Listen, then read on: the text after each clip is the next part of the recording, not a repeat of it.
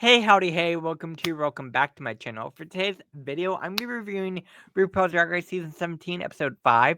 This was the RDR challenge, or as I like to say, RDR! Anyways, yeah, it's the improv RDR challenge. So for today's video, I'm going to review that.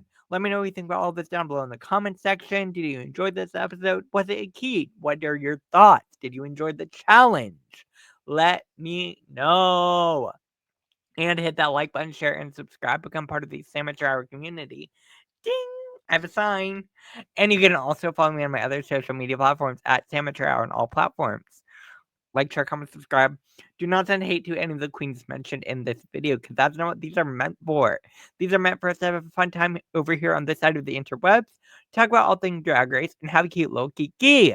So, with that being said, let's get into this episode, baby. Again, spoiler alert, I will be discussing tonight's episode where, spoiler alert, nobody went home. Ah! Ah! Ah! Listen, I'm being a little delulu tonight, and you know what? It's fine. It's fine. It's fine. All right. Episode starts out. Queen's coming back into the workroom after the elimination of Joella. Joella is no longer there. Corey survived the lip sync. Corey's feeling much better now that she gets to stay in the competition. And believe me, I am too. I would like to shake the ice as well. And again, Corey is safe. So fierce. And I don't think anyone was terribly shocked about Joella going home. It was kind of written in the stars, if you will. They congratulate Anya because Anya never won her challenge. Congratulations to Anya. Anya is slaying this season so far, y'all. Like, Anya is slaying, and I love. Crystal Envy is feeling a little jealous. She's feeling a little envious of Anya. And I get it. I would be too. But also, Anya, you know? Ariette's upset. She doesn't think she should have been low. She's not feeling it. And again, this is kind of a storyline that will proceed throughout this episode. Which, again, I love Ariette. Like, personally, Ariette is one of my favorites on this season. So, spoilers, had Ariette gone home, I would have been upset. So, I'm not upset. Anyways, new day in the workroom. Who's going to be the piggy of the week? The piggy of the week! Who's going to eat up? Eat up, eat up, eat up! Cute. RuPaul comes out and introduces the main challenge. Again, it's RDR Live. They go ahead pretty much straightforward into assigning roles. It's kind of a pick what you want, try to get something early before someone else tries to get it. A lot of queens end up getting the roles that they want, and they don't really have to fight over them, which works out well. Anya right away wants to be the host, and like, ooh, that those are some big shoes. Those are some big shoes. But again, Anya has the stage presence to fulfill that, so I wasn't worried. Um, Lana wants the role, but so does other people. Honestly, we're gonna kind of skip through this because rules were assigned. We get the different groups, right? The Beaverologist podcast. Can I be honest? The scripts were not the best. I was not obsessed. I'm sorry. Like, I liked that. I thought they did well with what they had. I'm not obsessed with RDR live scripts lately. We're gonna get around into it. Anya did very well in the cold open. I think Anya's mayor role was really fierce, and I also think Anya is just really confident in what she does, and she does it well. So like slay. I thought Corey and Ariette were fine. I don't know. There's not too much I really have to say about these skits because I was really not crazy about the skits. I get the idea. I get the concept. I didn't love it. Lana was fine. I thought Lana did well. Overall, I thought the cold open was fine. It was good. It was solid. Nothing too much to write home about. Yeah. Anya, I think, did really well as a host. Again, she brings that stage presence and into every challenge, and she did great in the host role. Again, the girls were kind of like, "Oh, I don't know about hosting. I don't know about hosting. Mirage went home." I wasn't worried about Anya. Anya slayed. She was on it. Slayed. Slay. Also, she looked fab. The Beaver Cast podcast. I thought Hormona did well. I do think Samstar's role was a little flat, which again might have been just the way she chose to interpret the character. Um, again, I'm not crazy about the skit. Like, I kind of forget about. I feel like if I'm being honest, Jules was kind of forgettable. No shade. Like, I don't really remember what she brought to it. The obviously Australian accent was not the best, but again, I wasn't crazy about the scripts in the first place, so I'm not sending hate to any of these queens because like they worked with what they had, you know. RuPaul is the musical guest. The Queen Network News, aka Weekend Update. I thought Lexi did well. I think Lexi was the stronger in the pair. No shade to Crystal. For me, I think Lexi was the stronger of the two. Um, I do think the bits could have been funnier, but between the two, I definitely think Lexi was a stronger one. And then, of course, we have Susie 2 as the cigarette mom, babysitter of RuPaul. This was fab. This was really, really good. I gotta give coots to Susie. I think Susie really slayed it, and she knew the character. She knew what to bring to it, and I think she slayed. I really, really love Susie 2. Toot toot.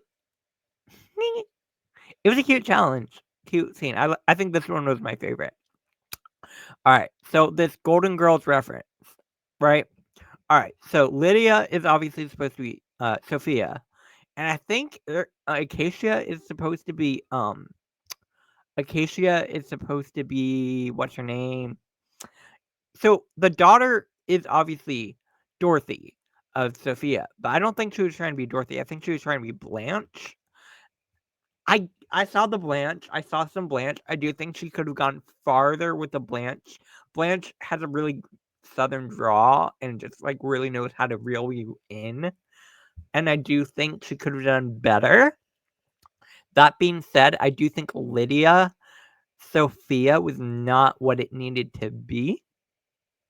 Picture it. Sicily, 1945. You know? I, I love Sophia. And I feel like her Sophia was not Sophia-ing, and I was upset about it.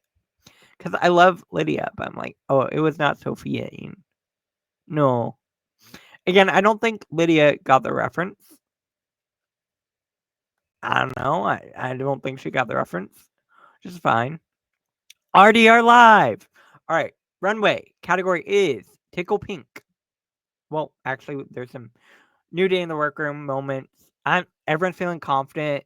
There's a moment with Lexi where we learn more about her 9 to 5 job, what she does in terms of working with banking, like being a vice president of training or something like that. I'm like, oh, work Lexi's like actually like have their life fully together. And I'm like, fierce. Also, they talked about her being trans and at work and how not everyone she's not really because she works virtually. There's a whole nother level to it where she's not fully they aren't aware that she's trans or they don't acknowledge it. I was a little bit confused on this part of the story. I think this was a really nice moment again to get to know Lexi more. Um, I love Lexi. Lexi Love, I'm obsessed. And I thought this was a really nice moment to get to know her more and more for her story. Everything we get to know more about Lexi, the more I want to know. You know, I love her. Like, she's great. I did think including her dead name was a little interesting. I don't know. Did she include her dead name? I'm trying to think back. They included her dead name, and I'm like, I don't love that. I don't love that. I don't love that. But again, shout out to Lexi. Um, RuPaul main stage. Ah! the look's fine. On this channel, we do Fabber Drab. For me, it's a little bit of a drab, unfortunately. I do think she gets washed out with the background, too. Also, I'm confused by the shoes. What are the shoes? I don't get the shoes. Michelle, you look nice. Ross is there. And the guest judge is Paul W. Downs. I've got to be honest, I have not familiar with his work. But I thought he was a fine guest judge. I think he had some good critiques.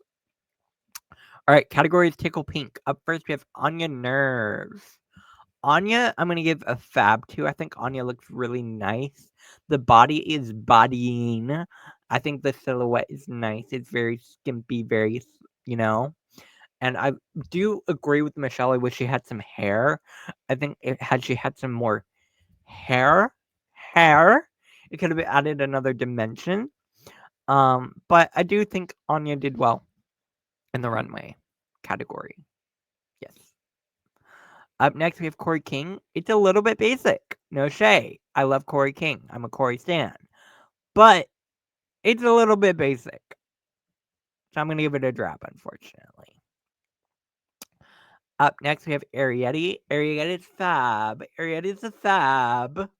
I mean, every week, Arietti, in my opinion, slays the runway. And I thought this was fab. Arietti's giving me fashion queen. And I love Arietti. I'm surprised they didn't show Michelle critiquing her makeup this week. I thought that was interesting. Especially after they made a point about it last week. But who knows? I wasn't there. Up next, we have Lana Jarre. I thought this Bo Peep look was very cute, very nice. I liked her presentation. Yeah, it's fab. It's a fab. Yeah, she looks good. She looks really good. I like it. Up next, we have Hormona Lisa. This is giving me a pageant gown, and she looks fab. Like, she looks very pretty. I love all the pink on her. You know, I love a pink wig, so I'll give it a fab. It's a fab. Yes. Her makeup is very pretty.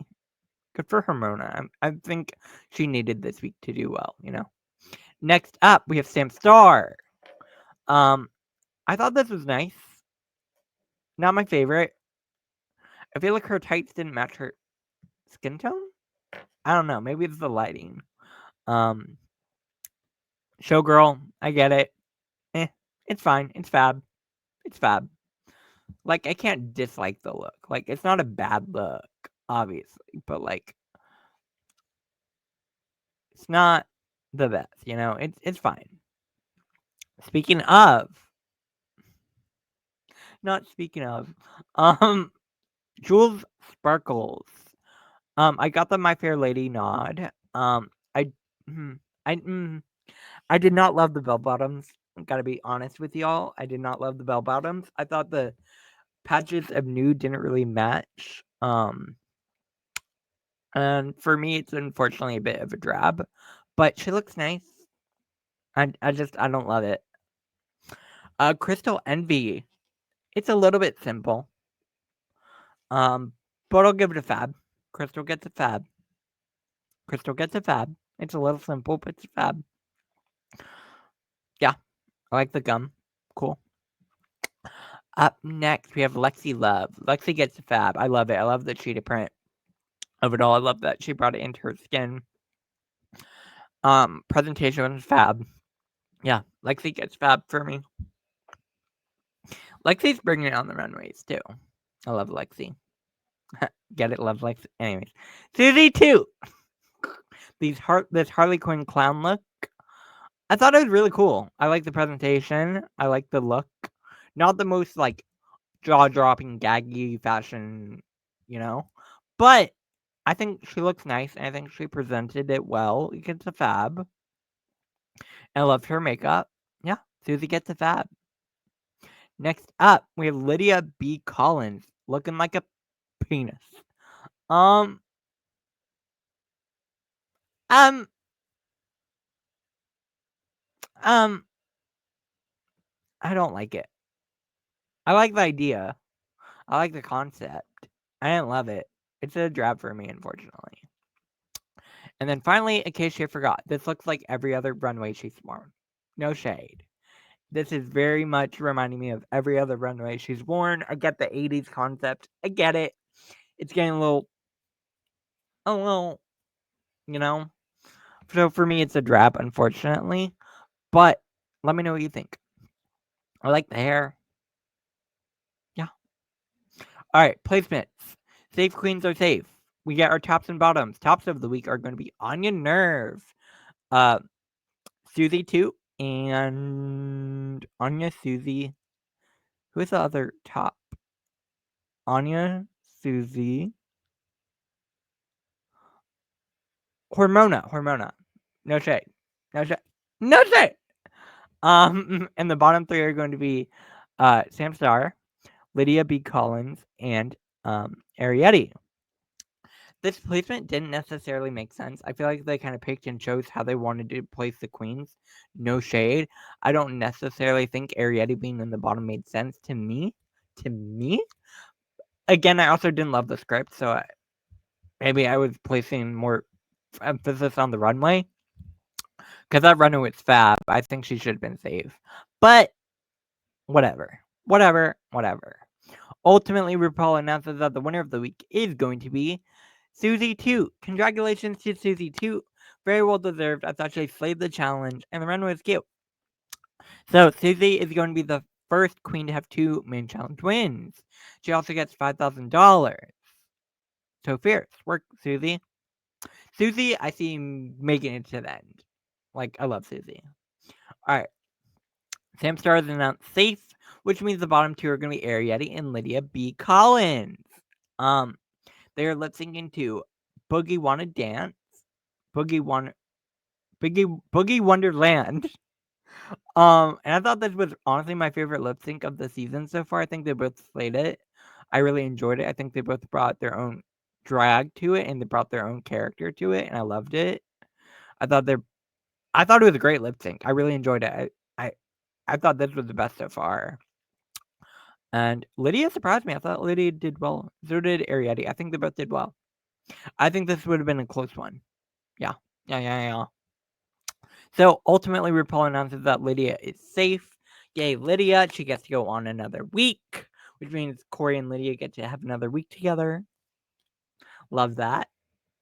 And unfortunately, Arietti is supposed to be eliminated. Arietti gets to pull a lever with the badonkadonk twist. Spoiler alert, Arietti pulls the lever number 1, and Michelle gets dunked. The badonkadonk twist is over after 5 episodes. I'm kind of shook that they ended it so quickly.